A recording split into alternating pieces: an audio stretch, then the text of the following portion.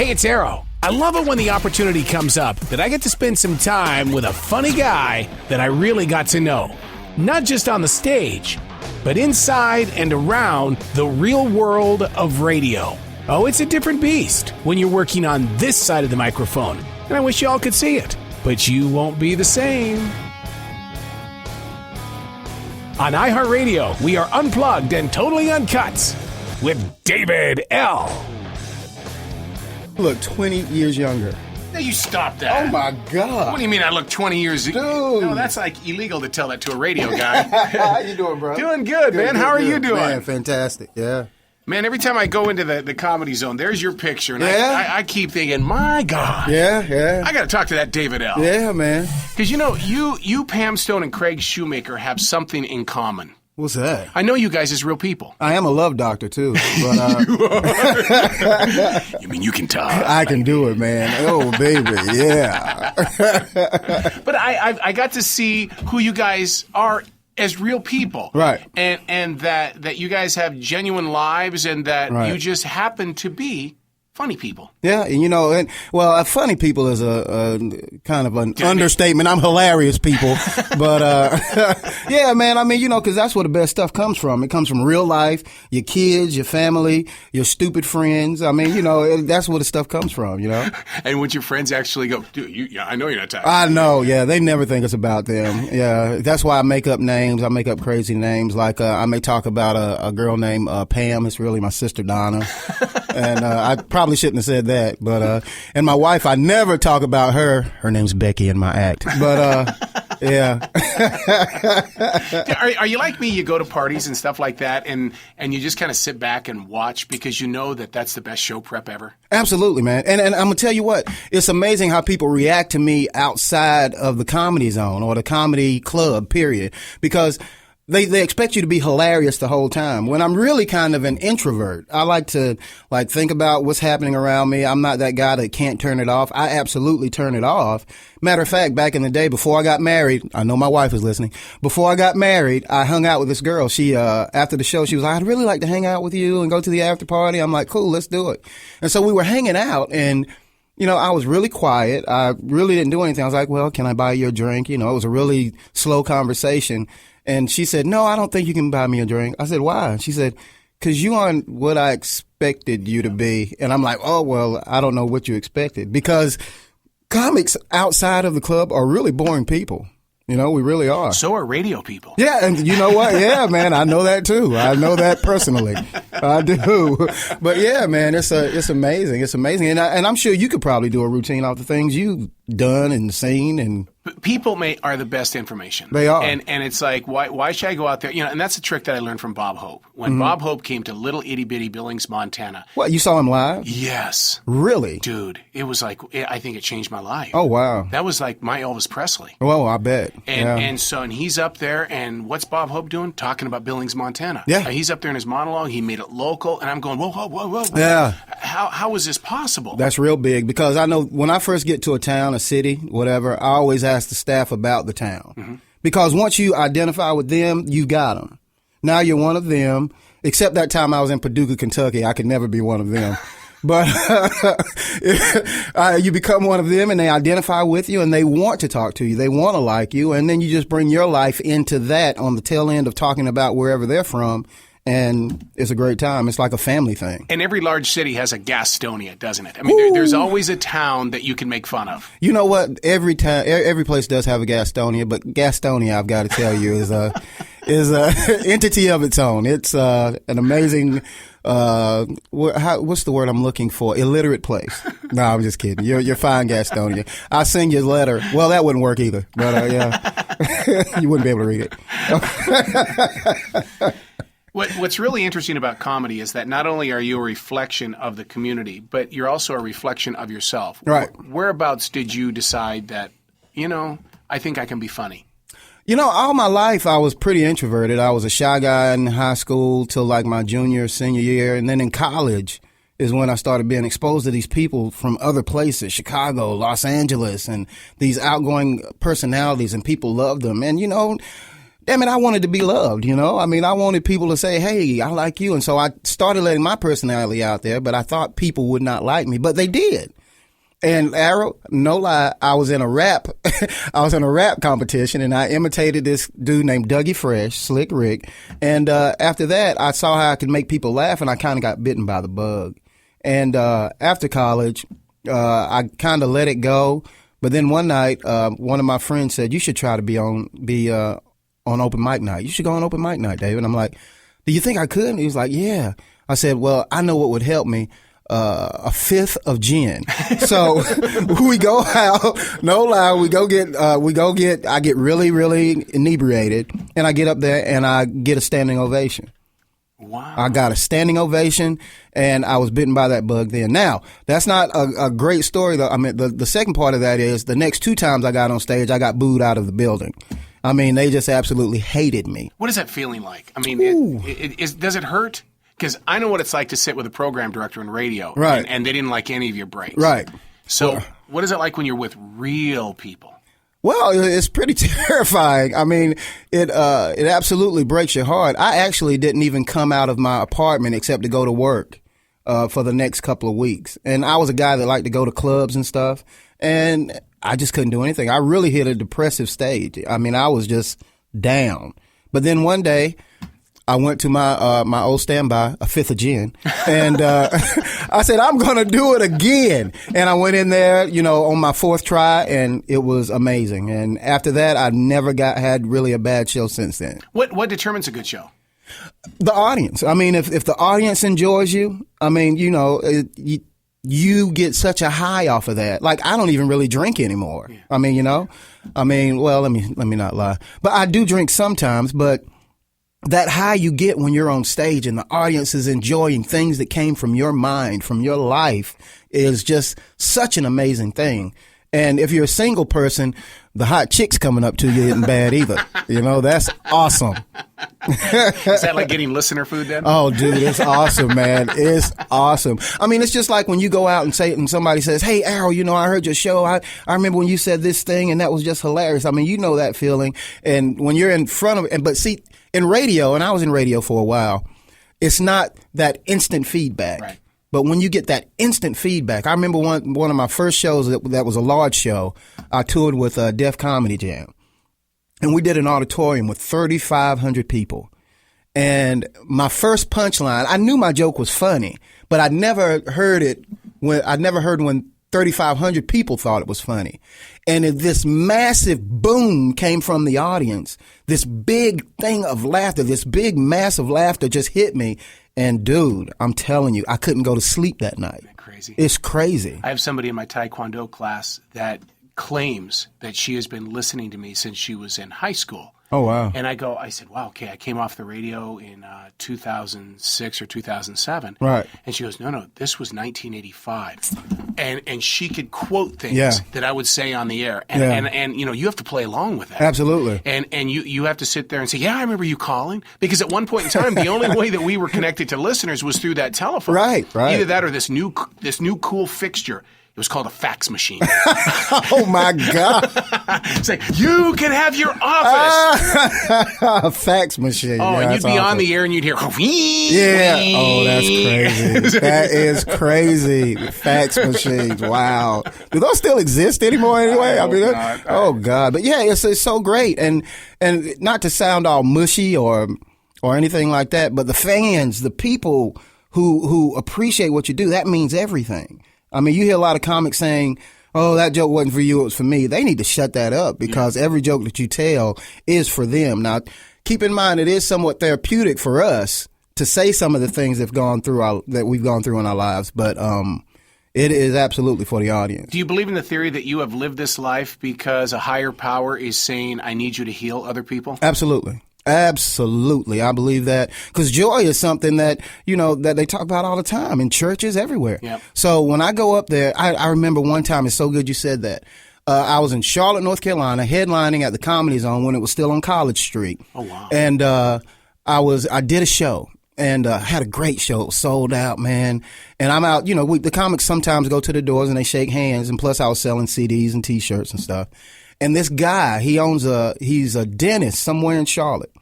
And he comes up to me. He said, he shook my hand and he leaned into my ear and he said, David L., I just want to tell you, you don't want to know the thoughts I had before I came in here. I'm going through a bad divorce. Things in my life are not going right, but you have turned it around.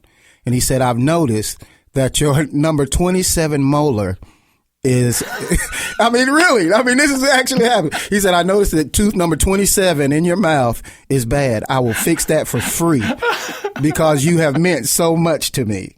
And he was crying while he was doing it, So I knew it was sincere, but I'm like, okay. Wouldn't that be great if we could barter out our gifts? I would love it. I mean, it's like people sometimes forget that the creative minds and those that talk for a living, we do a lot of stuff for free. Absolutely. And so, but yet doctors and people don't lower their rates for us. And That's going, right. Wait a second. We're in the people business. We're all in the people business. Yeah, man. It's crazy.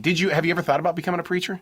You know what? Actually, I have. And it's changed my comedy quite a bit in the last couple of years because I got the revelation 4 or 5 years ago that, hey, you don't need to say some of the words that you're saying. Mm-hmm. To the point where I did a show and I talked about Paducah, Kentucky, but I was actually, what was the name of that little town in Kentucky? Louisville, Kentucky. Not Little Town, but Louisville, Kentucky. Louisville.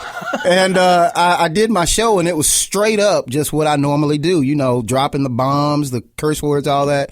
And this guy just walks up to me and says, you're supposed to be a preacher. And he walks away. I'm like, oh, my God, what was that? Mm-hmm. And I called my fiance, then my girlfriend. I was like, now I called my wife, then my fiance. Ooh. Okay, first of all, let me get this straight. She was then my fiance. Now she's my wife. Okay, I don't have a girlfriend and a fiance and a wife. I don't have that. But I called and told her, and she was like, "Whoa, that's kind of heavy." So that kind of changed the way I do things now on stage. Yeah. I sit back at table 730 when I go to the Comedy Zone. That's always my table. Oh, really? And the reason why is because as a broadcaster, everywhere I go, I have to study people. Well, what I do is I watch your connection with people, right, and then I watch their connection with you. Mm-hmm. And it's so fascinating to watch how you are in control of their lives for 40 minutes. Yes. And that in reality, you could drop an F-bomb. Right. And all of a sudden, their high is now a reason why they're going to go out and break a window or they're going to be pissed off at somebody and stuff like that. What is that like to hold that kind of power in your hands? Wow. Do you ever think about it? I never have, and now I will do nothing but think about that. Oh, no. Wow. There was a massive attack of people downtown. It's all David L's fault. He's the problem in this town. I have never, ever thought about that. Wow. That is something to think about. To sit on the outside of the world and to watch in to me is entertainment. Right. And to watch how people stare, or if somebody has decided, and I think this is because I work with movie companies and I'm trained to go into these premieres and stuff to do nothing but watch people. Right. So when I see somebody take their eyes off the stage and turn to do something, what did David L. say at that time that said you can take your eye off him? Right. And that's fascinating to me because it's like, okay, so he took a joke that went this way. They made the disconnection. Do you get into that kind of air checking yourself or anything like that? Or yeah. You do? Yeah, you do. I mean, because there's a great comedian out there. Her name is Just June. She kind of trained me when I first started. And she always told me about laughs per minute. And you really have to gauge that because if they're not laughing, you're going to lose their attention. Mm-hmm. And so whenever I say something or I hit a line or something like that, I do gauge, okay, what did I do right then? Because sometimes it works and sometimes it doesn't. So now you have to analyze how you said it. Where were you standing? Where was the mic in your hand? I mean, I do that kind of thing, kind of like game tape in my mind, and I have to run back through it to see exactly what I did. The hardest part of a show, when you first get out there and you're introduced, is that the toughest, or is it somewhere in the middle where you still have 15 minutes left? No, man. I mean, it used to be the beginning, but now the beginning is one of the easiest parts. The hardest thing for me now is to get off the stage because, I have so much fun. I mean, this is literally a job that I get paid to tell jokes. I mean, that's unreal. I mean, that's how great this country is, by the way. I mean, and the entertainment community, I get paid to tell people about my life and the stupid things that some of them do, I mean, and it's amazing. Does it ever offend you as an entertainer when everybody thinks they can do what you can do? No. But they don't know what you have done to become who you are? No, it doesn't. It never bothers me. As a matter of fact, one guy was heckling me, and I was doing a great job, and this guy was heckling me. And by the way, if you're a heckler out there, I will always win. I will always win. But he kept heckling me, and I said, "So do you think you're funny?" He said, "I'm funnier than you." And I said, "Okay, well, come on up here and do it." And so he gets up there, and they did everything but throw tomatoes at that guy. Wow. And so I get back up there. I said, "You know what? Comedy isn't that easy, is it?" And I had did that him. in a club uptown when I was spinning music. There was a guy, because when you're a DJ in a club, they'll heckle you too. They want. Right. And what I did was I lifted my hands and walked out of the DJ booth. And there was dead air, and I pointed at the guy. Yeah. It's your turn. There you go. You go for it, dude. Yes, sir. But man, that takes guts. Yeah. So have you had a moment where you just finally had to just say, I got to stop. I'm done. Because it's infecting my soul, which I know that when I get home, there's no longer a separation between church and state. Right. Yeah, well, no, I haven't gotten there. I'm pretty good at handling stuff like that. And there's only been one time that I had to stop. Because if you're ever in a comedy club, there's a key phrase that comics will say to get somebody thrown out. There is. Yeah, I'm gonna give it to you. It's a secret. Are you ready? We'll say, "Get that guy a glass of water."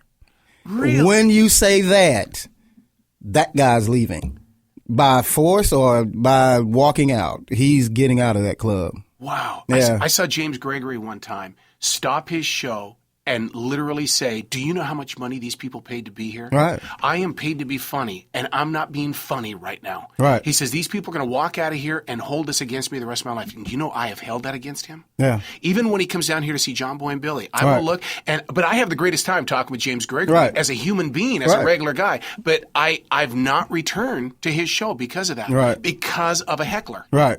Yeah. It just because all of a sudden he was being a real guy, but I understood where he was coming Right. from. Yeah, absolutely. And we've all run into that, man, because hecklers, they think that they're geniuses, comedic geniuses, when they yell out some stupid line.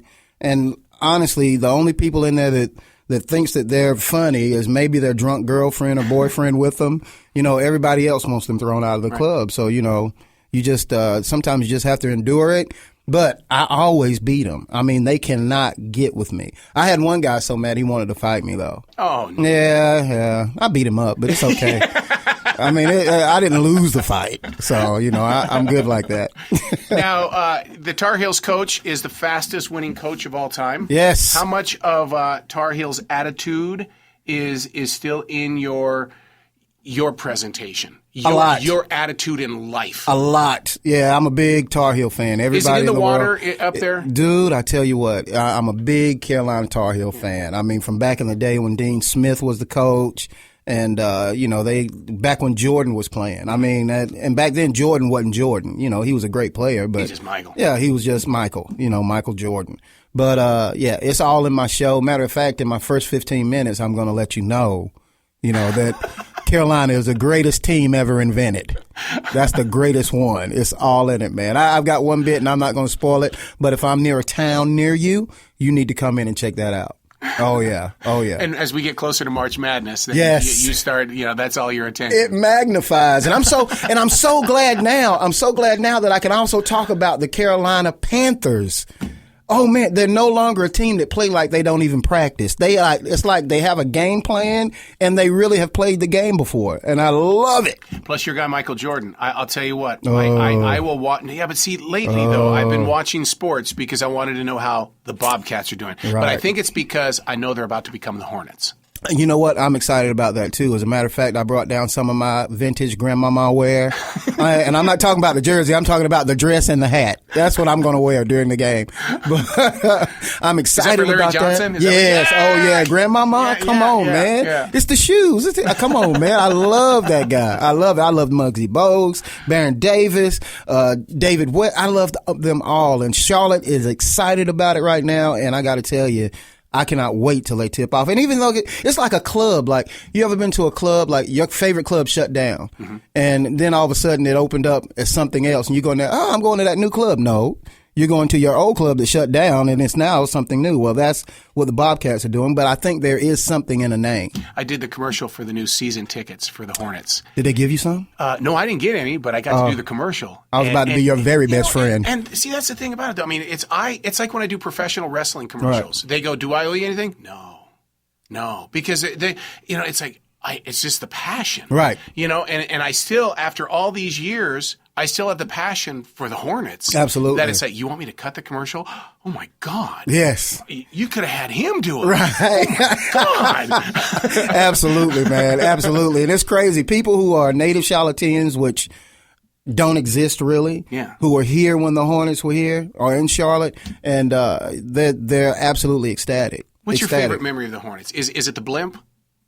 It was that. You know what my favorite memory is? Is whenever I went to the games at the old Charlotte Coliseum, and that feeling.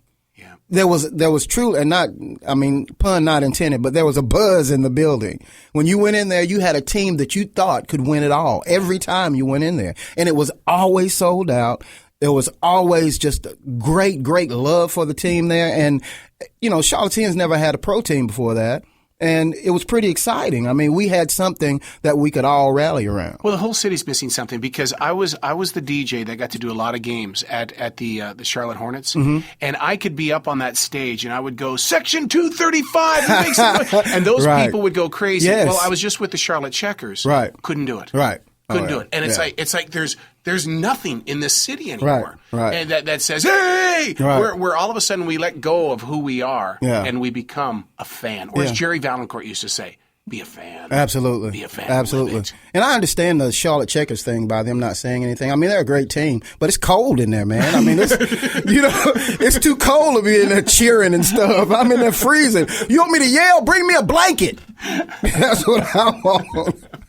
All right. Research shows that internet podcasting is up 30% in the past year.